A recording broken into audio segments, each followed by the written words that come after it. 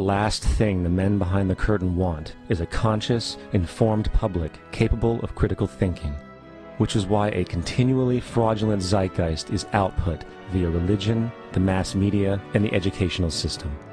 They seek to keep you in a distracted, naive bubble, and they are doing a damn good job of it. In 2005, an arrangement between Canada, Mexico, and the United States was made. This arrangement, unannounced to the public, unregulated by Congress, merges the United States, Mexico, and Canada into one entity, erasing all borders. It's called the North American Union. You might want to ask yourself why you've never heard of this. In fact, there is only one mainstream reporter who's actually heard of and has had the courage to cover this issue. The Bush administration's open borders policy and its decision to ignore the enforcement of this country's immigration laws is part of a broader agenda. President Bush signed a formal agreement that will end the United States as we know it, and he took the step without approval from either the U.S. Congress or the people of the United States.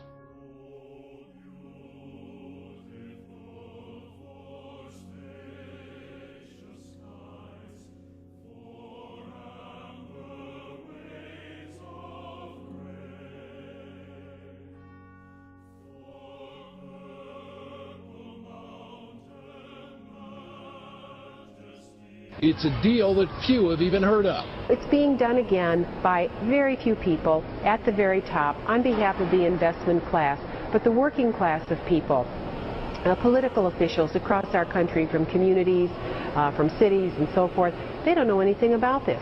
This isn't some trade agreement. It is a total removal of sovereignty from these countries, which will also result in a completely new currency called the Amero.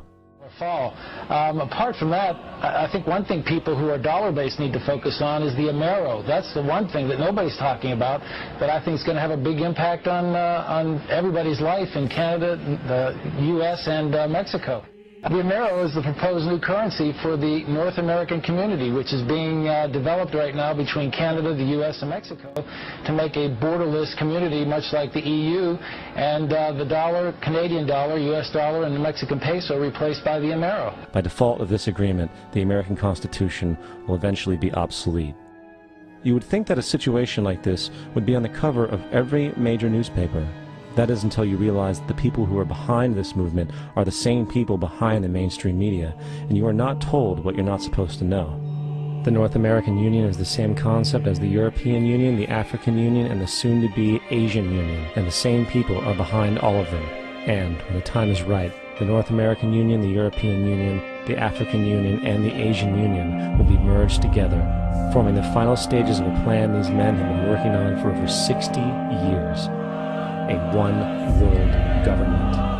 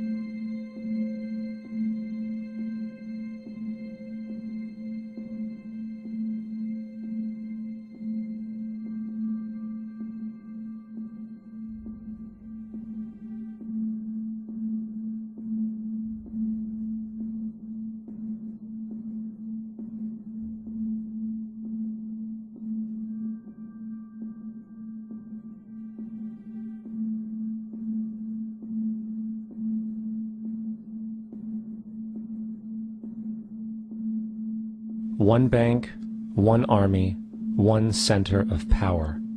And if we have learned anything from history, it is that power corrupts, and absolute power corrupts absolutely. This is Aaron Russo, a filmmaker and former politician. To his left is Nicholas Rockefeller of the infamous Rockefeller banking and business dynasty. After maintaining a close friendship with Nicholas Rockefeller, Aaron eventually ended the relationship, appalled by what he had learned about the Rockefellers and their ambitions. I got a call one day from an attorney woman I knew, And she said, would you like to meet one of the Rockefellers? I said, sure, I'd love to. And we became friends, and he began to divulge a lot of things to me.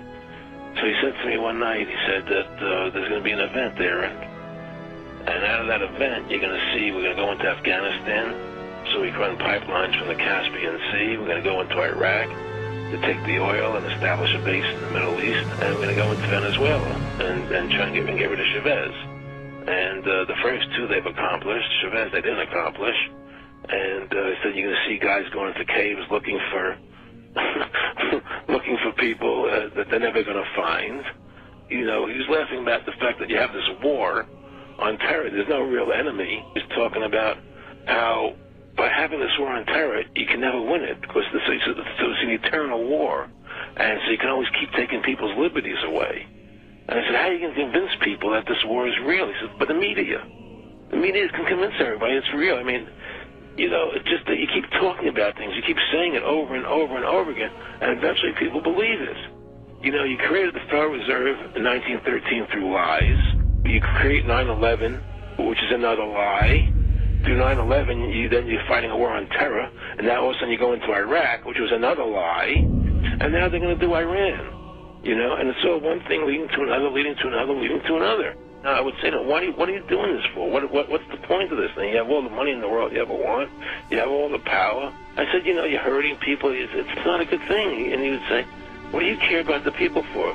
Take care of yourself and you take care of your family. And then I said to him, what are the ultimate goals here? He said, the ultimate goal is to get everybody in this world chipped with the RFID chip and have all money be on those chips and everything on those chips. And if anybody wants to protest what we do or violate what we want, we just turn off their chip.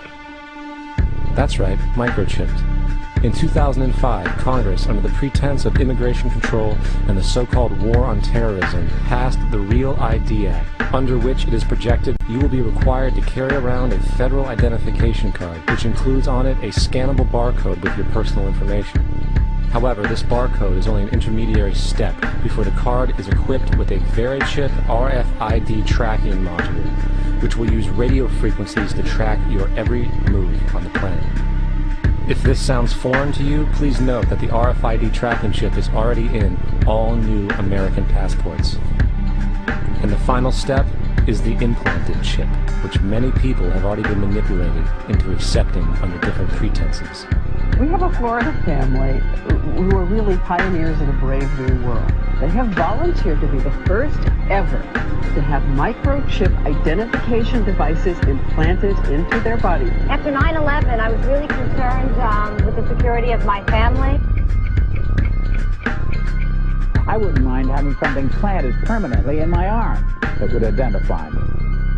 In the end, everybody will be locked into a monitored control grid where every single action you perform is documented. And if you get out of line, they can just turn off your chip, for at that point in time, every single aspect of society will revolve around interactions with the chips. This is the picture that is painted for the future if you open your eyes to see it. A centralized one-world economy where everyone's moves and everyone's transactions are tracked and monitored, all rights removed. The most incredible aspect of all. These totalitarian elements will not be forced upon the people. The people will demand them.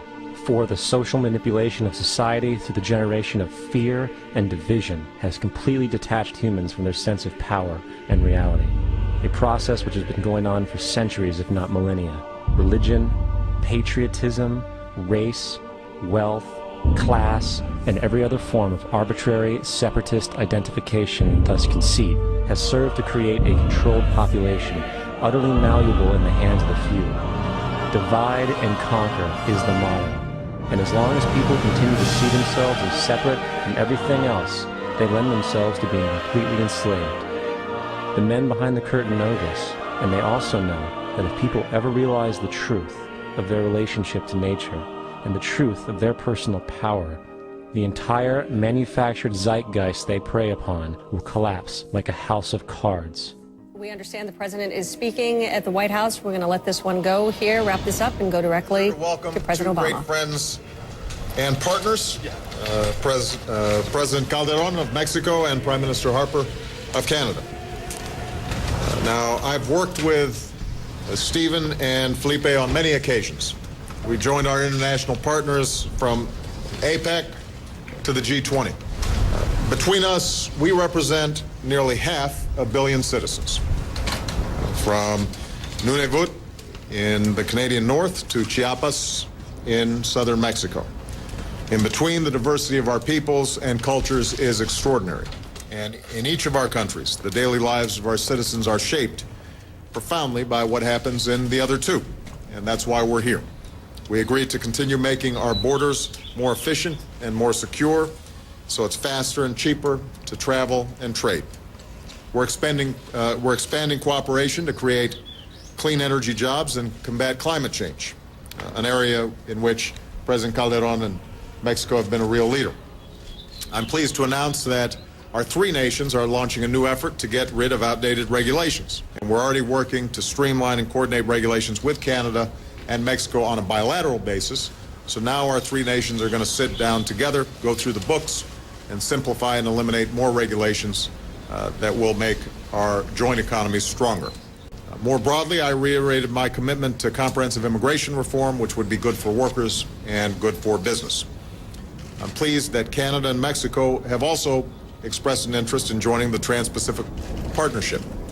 Consultations with our TPP partners are now underway on how new members can meet the high standards of this trade agreement, which could be a real model for the world. So we're teaming up.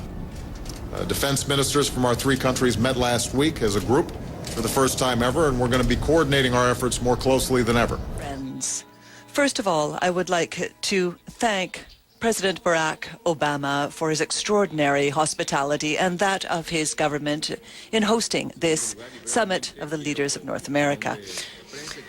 The reasons for which we are here today at this summit of the North American leaders with President Barack Obama and the Prime Minister of Canada, we've come through a workday that has been very fruitful and fluid with an exchange of opinions and progress to the benefit of our respective citizens. A threat to the United States is a threat to Canada. So we commit to expanding our management of the border to the concept of a North American perimeter. That means working more closely to improve border security with better screening, new technologies, and information sharing among law enforcement, as well as identifying threats early. If we can harmonize regulations in ways that avoid unnecessary duplication and red tape for business, these are things that we need to do. But the details are very complex. A new commission will try to harmonize regulations on health, safety, and the environment. And intelligence sharing could mean handing over travelers' biometric data.